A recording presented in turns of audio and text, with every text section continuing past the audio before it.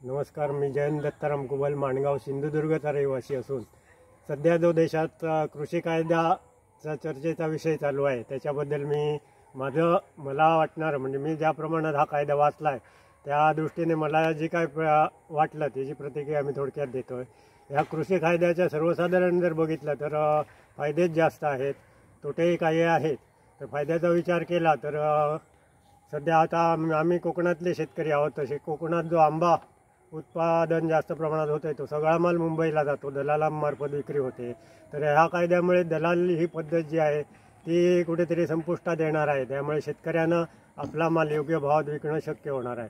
त्याप्रमाणे ह्या कायद्याप्रमाणे वाहतूक व्यवस्था आणि साठवणूक व्यवस्थेचे सुद्धा फायदे शेतकऱ्यांना होणार आहे. तसेच आंतरराज्य पीक शेतकऱ्यांना बाहेरच्या राज्यात आपलं पीक घेऊन जाणं सुद्धा फायदेशीर ठरणार आहे. म्हणजे त्याच्यासाठी त्यांना कुठलाही अडथळा येणार नाही किंवा कुठला कर भरावा लागणार नाही.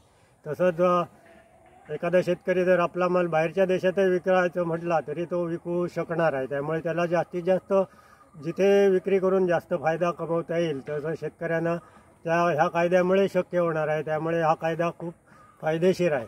तर तोटे काय म्हणायचं तर माझ्या वाचनात आल्याप्रमाणे तर कंपनी करार केल्यानंतर जो हमीभाव आता सध्या शेतकऱ्यांना जो गव्हर्नमेंट देते तो हमीभाव कंपनी शेतकऱ्यांना देईल की नाही याबद्दल थोडक्यात शंका मनात उत्पन्न होते.